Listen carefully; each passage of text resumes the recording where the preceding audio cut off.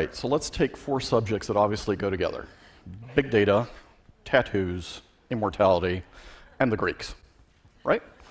And the issue about tattoos is that without a word, tattoos really do shout.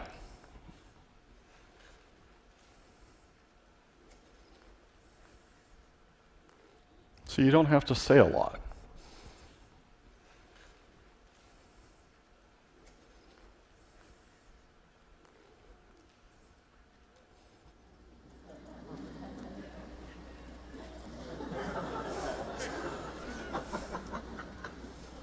And tattoos tell you a lot of stories.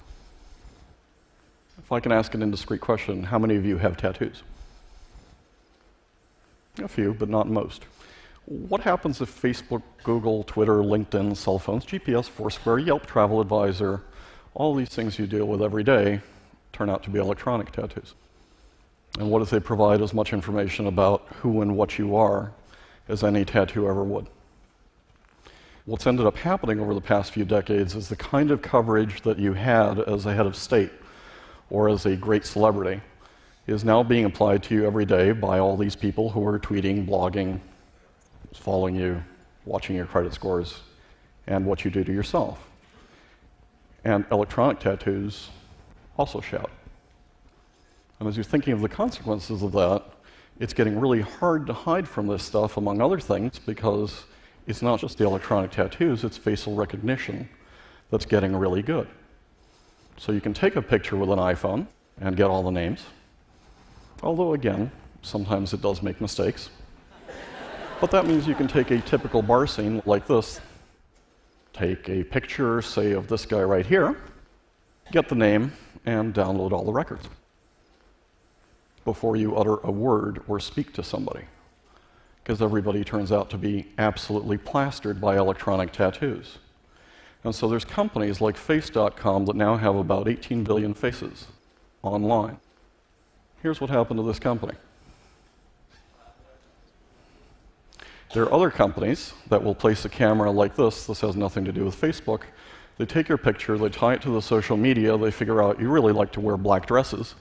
So maybe the person in the store comes up and says, hey, we've got 5 black dresses that would just look great on you. So what if Andy was wrong? Here's Andy's theory. What if we flip this? What if you're only going to be anonymous for 15 minutes? Well, then, because of electronic tattoos, maybe all of you and all of us are very close to immortality, because these tattoos will live far longer than our bodies will. And if that's true, then what we want to do is we want to go through 4 lessons from the Greeks and 1 lesson from Latin American. Why the Greeks? Well, the Greeks thought about what happens when gods and humans and immortality mix for a long time. So lesson number 1, Sisyphus. Remember, did a horrible thing, condemned for all time to roll this rock up, it would roll back down, roll back up, roll back down. It's a little like your reputation. Once you get that electronic tattoo, you're going to be rolling up and down for a long time. So as you go through this stuff, just be careful what you post. Myth number 2, Orpheus. Wonderful guy, charming to be around, great partier, great singer, loses his beloved, charms his way into the underworld, only person to charm his way into the underworld, charms the gods of the underworld, they release his beauty on the condition he never look at her until they're out. So he's walking out and walking out and walking out, and he just can't resist. He looks at her, loses her forever. With all this data out here, it might be a good idea not to look too far into the past of those you love. Lesson number 3, Atalanta. Greatest runner. She would challenge anybody. If you won, she would marry you. If you lost, you died. How did Hippomenes beat her? Well, he had all these wonderful little golden apples, and she'd run ahead and he'd roll a little golden apple. She'd run ahead, he'd roll a little golden apple. She kept getting distracted. He eventually won the race. Just remember the purpose is all these little golden apples come and reach you, and you want to post about them or tweet about them or send a late message.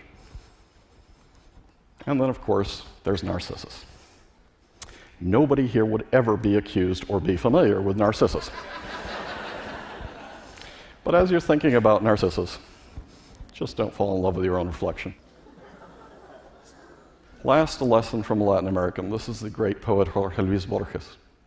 When he was threatened by the thugs of the Argentine military junta, he came back and said, "Oh, come on, how else can you threaten other than with death?" The interesting thing, the original thing, would be to threaten somebody with immortality. And that, of course, is what we are all now threatened with today because of electronic tattoos. Thank you.